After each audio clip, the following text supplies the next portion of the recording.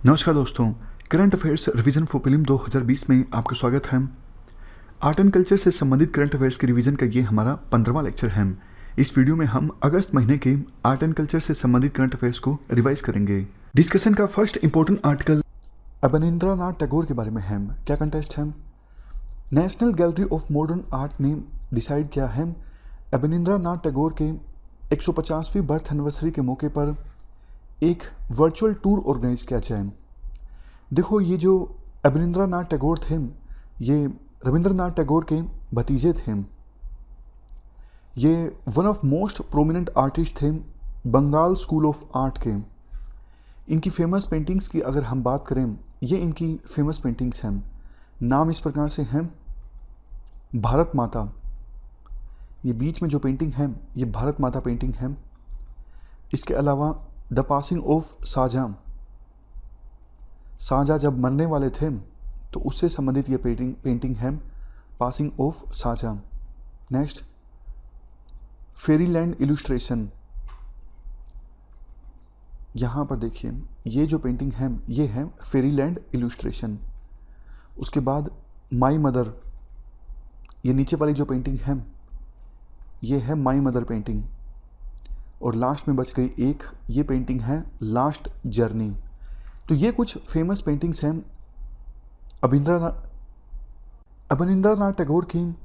इसके अलावा देखो, इन्होंने लिटरेचर से संबंधित भी काफ़ी कुछ लिखा है और ज़्यादातर इन्होंने जो बुक्स लिखी हैं वो बच्चों के लिए लिखी हैं, जैसे बूढ़ो एंगला, खिरेर पुटुल, राज कहानी। ये बुक्स इन्होंने लिखी हैं बच्चों के लिए बंगाली में।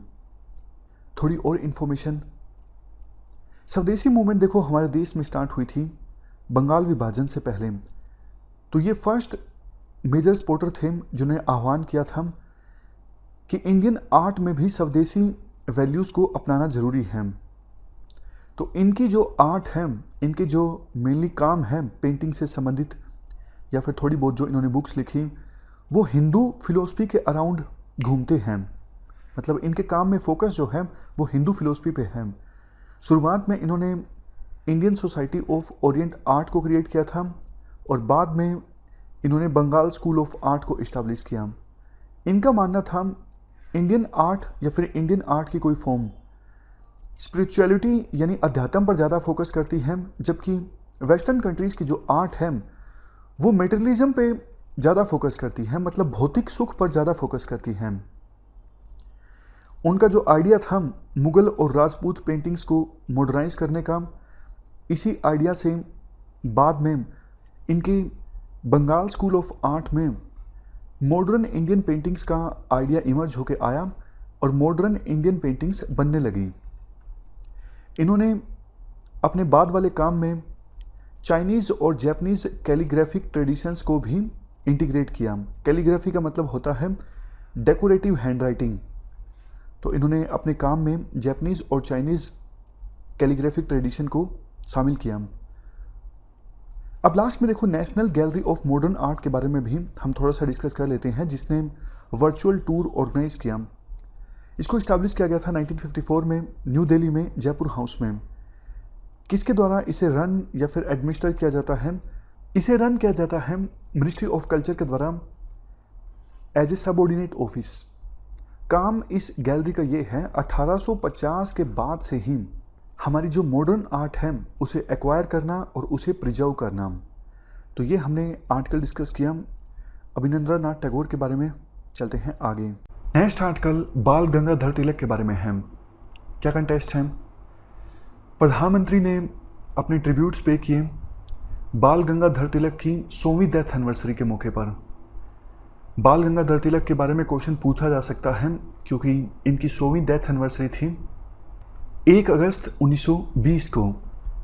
और 1920 में क्या हुआ था आप याद कीजिए। 1920 में नॉन कोऑपरेशन मूवमेंट चली थी। और देखो एक फैक्ट, बाल गंगाधर तिलक की पहले ही डेथ हो गई थी नॉन कोऑपरेशन मूवमेंट के स्टार्ट होने से। मतलब 1 अगस्त को ही इनकी डेथ हुई और उसी दिन नॉन कोऑपरेशन मूवमेंट को अनाउंस किया गया था। तो मतलब दोनों के बीच में पूरा एक दिन का वक्त भी नहीं था।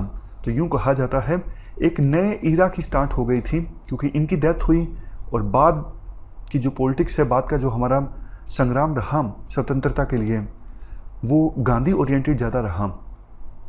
बेसिक जानकारी डिस्कस करें बाल गंगाधर तिलक के बारे में। इन्होंने एक एजुकेशनल सोसाइटी इस्टेब्लिश की थी, डेक्कन एजुकेशनल सोसाइटी 1884 में, अपने एसोसिएट गोपाल गणेश अगरकर के साथ मिलके। मकसद ये था एक नया सिस्टम ऑफ एजुकेशन इस्टेब्लिश किया जा सके, नेशनलिज्म पे ज़्यादा फोकस हो जिसमें। इस डेक्कन एजुकेशन सोसाइटी ने फर्गसन कॉलेज इस्टेब्लिश किया 1885 में, काफ़ी फेमस ये कॉलेज है पुणे का। लाल बाल पाल जो गरम दल के नेता थे, लाला लाजपत राय, बाल गंगाधर तिलक और विपिन चंद्र पाल, उनमें से एक हैं बाल गंगाधर तिलक। ये मॉडरेट्स के अगेंस्ट थे। इनका मानना था कि मॉडरेट्स की जो रणनीति है उसकी सहायता से अंग्रेज़ भारत को छोड़ के नहीं जाने वाले हैं, हमें आज़ादी नहीं मिलने वाली है। इसके अलावा तिलक ने एनी बेसेंट के साथ मिलके होम रूल मूवमेंट को लीड किया 1916 से लेके 1918 के बीच। दोनों ने देखो अपने अपने एरियाज डिवाइड कर लिए थे। तिलक की जो होम रूल लीग थी वो एक्टिव थी महाराष्ट्र, सेंट्रल प्रोविंसेस, कर्नाटक और बेरार रीजन में, और इन एरियाज को छोड़ के भारत के बाकी के रीजन्स में एनी बेसेंट की लीग एक्टिव थी। 1921 में ये जो all India home rule league थी, इसने अपना नाम चेंज कर लिया था, स्वराज्य सभा इस प्रकार का नाम रख लिया था। तिलक ने जो न्यूज़पेपर स्टार्ट किए वो इस प्रकार से हैं, केसरी ये मराठी में था और महारथा ये इंग्लिश में था। बुक्स कौन सी लिखी? श्रीमद् भगवद गीता रहस्य और Arctic home of the Vedas. इसके अलावा देखो इस पर भी क्वेश्चन बन सकता है। स्लोगन कौन सा दिया? स्वराज मेरा जन्म सिद्ध अधिकार है और मैं इसे पाकर रहूँगा। ये नारा रिवोल्यूशनरीज के बीच में काफ़ी ज़्यादा एक्टिव था, हमेशा प्रेरित करता था नेशनलिस्ट को कि वो देश को आज़ाद करवाएं। एक बुक लिखी थी वैलेंटाइन चिरोल के द्वारा, बुक का नाम था इंडियन अनरेस्ट। इसमें राइटर जो हैं तिलक को बताते हैं ये फादर ऑफ इंडियन अनरेस्ट हैं। तो अगर ये पूछ ले UPSC father of Indian unrest एक फेमस बुक में राइटर के द्वारा किसको बताया गया है, तो आंसर होगा बाल Gangadhar Tilak. Next article Edakkal caves के बारे में है। सबसे पहला क्वेश्चन जो यूपीएससी पूछ सकती है, इडक्कल केव्स कहाँ पर हैं? ये केरला में हैं। अभी न्यूज़ में इसलिए आई हैं क्योंकि गवर्नमेंट ने 9 मेंबर्स की एक एक्सपर्ट कमेटी गठित की है ताकि इडक्कल केव्स की प्रेजेंट स्टेटस के बारे में डिटेल्ड स्टडी की जा सके। स्पेसिफिक लोकेशन की बात करें, केरला का जो वायनाड डिस्ट्रिक्ट है, वायनाड डिस्ट्रिक्ट में मैसूर प्लेटू के ऊपर अम्बुकुथी हिल्स में है इडक्कल केव्स, समुद्र से 1200 मीटर की ऊंचाई पर। इन केव्स में जो इनग्रेविंग्स हैं, मतलब दीवारों पे आप जो ये नक्काशी देख रहे हो, ये लेट नियोलिथिक पीरियड की हैं और केरल में नियोलिथिक कल्चर के एग्जिस्टेंस का ये एकमात्र एविडेंस है। कुछ और इन्फॉर्मेशन डिस्कस करें। कुछ ये जो इनग्रेविंग्स हैं दीवारों पर वो 6000 बीसी पुरानी हैं, बट देखो रख रखाव अच्छा नहीं है इन केव्स का। काफ़ी इलीगल कंस्ट्रक्शंस, माइनिंग, अर्बनाइजेशन, इनका प्रभाव देखने को मिल रहा है इन केव्स पर। वैसे अथॉरिटीज़ प्लान कर रही हैं कि यूनेस्को वर्ल्ड हेरिटेज साइट का अगर टैग लग जाता है इन केव्स पर तो बेहतर ढंग से इसे कंजर्व किया जा सकता है। तो इसीलिए ध्यान में रखते हुए अब सरकार ने 9 मेंबर्स की कमेटी गठित की है पता लगाने के लिए अभी स्टेटस क्या है इन केव्स का। नेक्स्ट आर्टिकल लिंगराज टेम्पल के बारे में है। क्या कंटेस्ट है? उड़ीसा की सरकार फिर से रिनोवेशन करवा रही है लिंगराज टेम्पल की, ताकि 350 साल पहले जो स्ट्रक्चर था इस टेम्पल का वही स्ट्रक्चर फिर से हासिल किया जा सके। लिंगराज जो टेम्पल है भगवान शिव को डेडिकेटेड टेम्पल है और भुवनेश्वर का सबसे ओल्डेस्ट टेम्पल्स में से एक है। भुवनेश्वर कहाँ पे है? उड़ीसा में। इस टेम्पल में कलिंगा आर्किटेक्चर देखने को मिलता है। और ज़्यादा इन्फॉर्मेशन डिस्कस करें, सोमावंशी डायनेस्टी के द्वारा ये टेम्पल बनवाया गया था। बाद में गंगा रूलर्स के द्वारा एडिशन करवाया गया इस टेम्पल में। देखो भुवनेश्वर को एक कामराज क्षेत्र के नाम से भी जाना जाता है। मतलब क्या है? एकाम्रा क्षेत्रा का।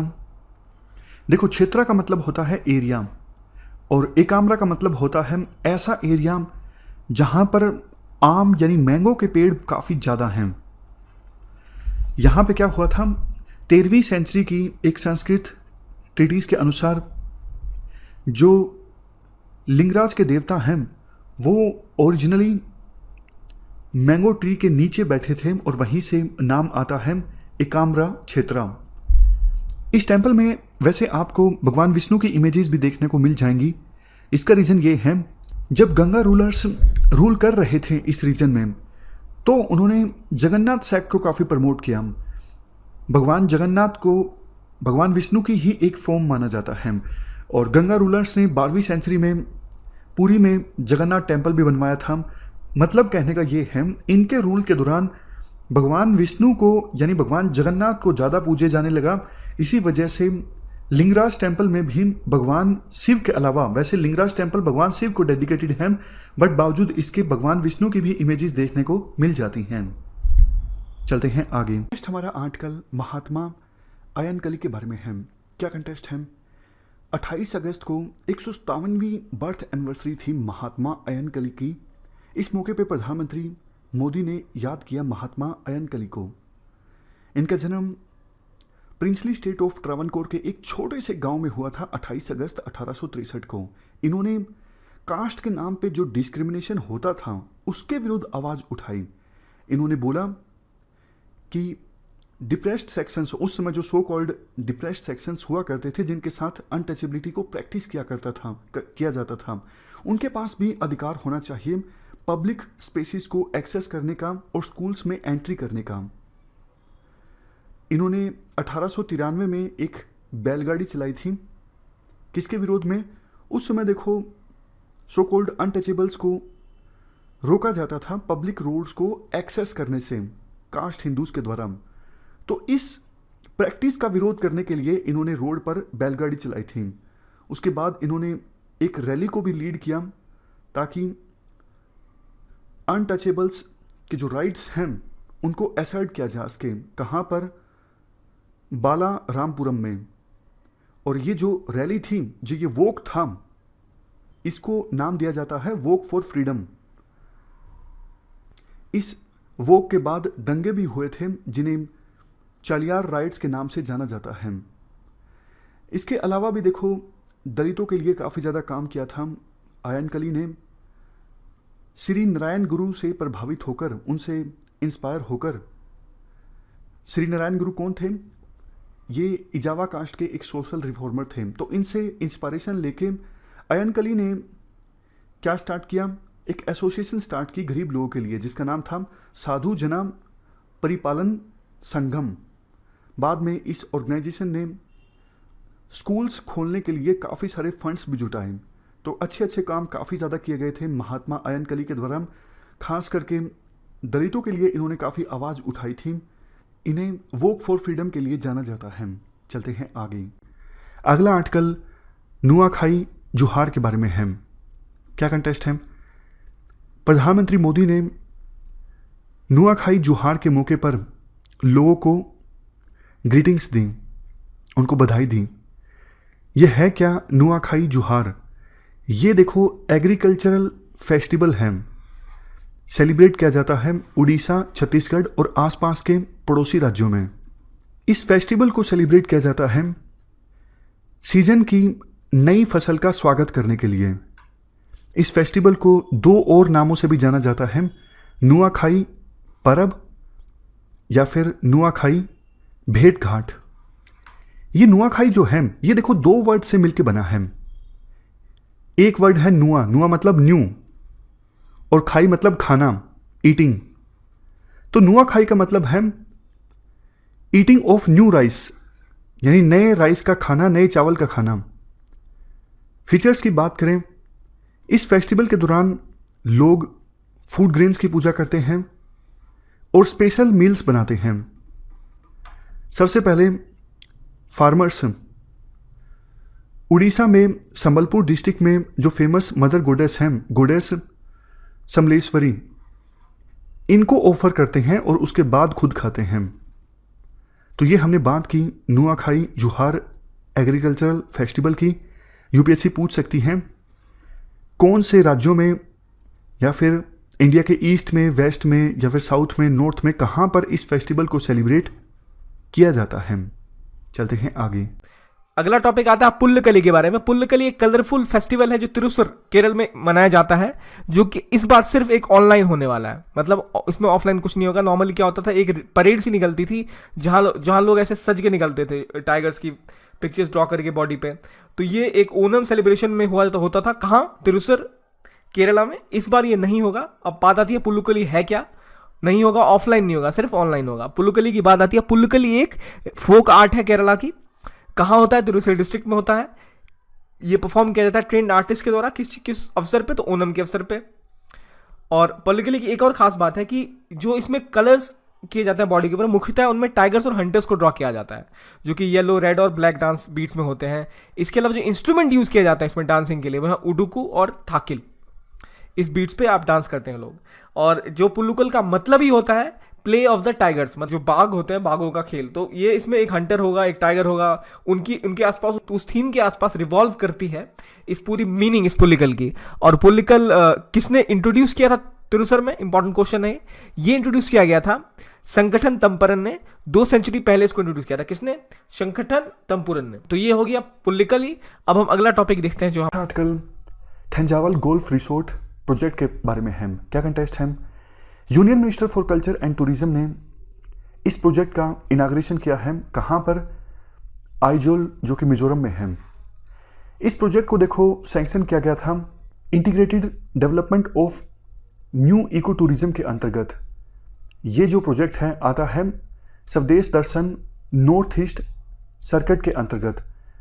स्वदेश दर्शन स्कीम देखो लॉन्च की गई थी 2014-15 के बजट में। ये सेंट्रल सेक्टर स्कीम है। सारा पैसा मतलब सेंट्रल गवर्नमेंट देती है, और जो सेंट्रली स्पॉन्सर्ड स्कीम होती हैं उनकी इम्प्लीमेंटेशन के लिए पैसा जो है वो शेयर होता है स्टेट और सेंटर के बीच। इस स्कीम के अंतर्गत थीम बेस्ड टूरिस्ट सर्किट हमारे देश में डेवलप किए जाते हैं। जैसे देखो एग्जाम्पल के तौर पर बुद्धिस्ट सर्किट डेवलप कर दिया, मतलब बुद्धिज्म से संबंधित 2-3 जो साइट हैं उनको रेनोवेट कर दिया, उनके बीच में कनेक्टिविटी अच्छी कर दी, ताकि टूरिस्ट उन बुद्धिस्ट साइट्स पर एक साथ विजिट कर सकें। मतलब एक ही विजिट में अलग अलग बुद्धिस्ट साइट्स को विजिट कर सकें टूरिस्ट। उसी प्रकार से ट्राइबल सर्किट को विजिट कर दिया, और डेवलप कर दिया, या फिर नॉर्थ ईस्ट सर्किट को डेवलप कर दिया। कहने का मतलब ये है स्वदेश दर्शन स्कीम के अंतर्गत थीम बेस्ड सर्किट को डेवलप किया जाता है, अलग अलग थीम्स पर आधारित। मिनिस्ट्री ऑफ टूरिज्म की ये स्कीम है। मिनिस्ट्री ऑफ टूरिज्म विभिन्न स्टेट्स को या फिर यूटीज को सेंट्रल फाइनेंशियल असिस्टेंस प्रोवाइड करती है सर्किट्स में इंफ्रास्ट्रक्चर को डेवलप करने के लिए। अब बात करें थंजावल गोल्फ रिसोर्ट प्रोजेक्ट की। इसको डिज़ाइन किया गया है ग्राम कुक एंड एसोसिएट्स के द्वारा। ये देखो कनाडा बेस्ड एक फर्म है। देखो ज़्यादा संभावना तो स्वदेश दर्शन स्कीम के बारे में पूछे जाने की ही है। गोल्फ रिसोर्ट के बारे में पूछा जाएगा यूपीएससी के द्वारा, संभावना कम है। चलते हैं आगे। अगला हमारा आर्टिकल वर्ली पेंटिंग्स के बारे में है। क्या कंटेस्ट है? नेशनल फर्टिलाइजर लिमिटेड, ये पीएसयू है डिपार्टमेंट ऑफ फर्टिलाइजर्स के अंतर्गत। इनकी एक बिल्डिंग है नोएडा में। उस बिल्डिंग के दीवारों पर वर्ली पेंटिंग की गई है हाल ही में, जिसका मकसद ये है जो हमारे देश की फोक आर्ट्स हैं उनको प्रमोट करना। बात करें वर्ली पेंटिंग्स की, महाराष्ट्र की है ये वर्ली फोक पेंटिंग्स। ये देखो 10th सेंचुरी एडी पुरानी है, मतलब इनका ओरिजिन ट्रेस किया जा सकता है 10th सेंचुरी एडी से। ये पेंटिंग्स भीमबेटका के रॉक शेल्टर्स में जो पेंटिंग है उनसे मिलती जुलती है। कैसे होती है? राइस पेस्ट, गम और वाटर, इनका मिक्सचर इस्तेमाल किया जाता है वर्लीज के द्वारा वर्ली पेंटिंग के लिए। और बैम्बू स्टिक यानी बांस की स्टिक को ब्रश के तौर पे इस्तेमाल किया जाता है। वर्ली पेंटिंग्स में होता क्या है? Hunting, fishing, farming, festival, dances, tree, animals, इन सबको पोर्ट्रे किया जाता है। मतलब जो सीन्स दिखाए जाते हैं वर्ली पेंटिंग्स में, उनमें ये सब चीज़ें देखने को मिलती हैं। वुमेन्स के द्वारा ये पेंटिंग की जाती हैं, और पेंटिंग्स में जो ये सीन दिखाए जाते हैं उनमें सर्कल, ट्रायंगल, स्क्वायर, इन सब का सहारा लिया जाता है। पॉपुलर आर्टिस्ट की बात करें, जिव्या सोमा मासे, ये पॉपुलर आर्टिस्ट हैं वर्ली पेंटिंग्स के। इन्होंने वर्ली पेंटिंग्स को काफ़ी पॉपुलर बनाया। और वैसे वर्लीज हैं कौन? ये इंडिजिनस ट्राइब हैं जो महाराष्ट्र गुजरात बॉर्डर के पास और आसपास के इलाकों में, पहाड़ों में या फिर कोस्टल एरियाज में रहते हैं। इनके द्वारा वर्ली लैंग्वेज बोली जाती है जो कि अनरिटन है, जिसको लिखा नहीं जा सकता। ये लैंग्वेज इंडो आर्यन लैंग्वेज की कैटेगरी में आती है। तो इस डिस्कशन में फिलहाल इतना ही है। Thank you very much for discussion.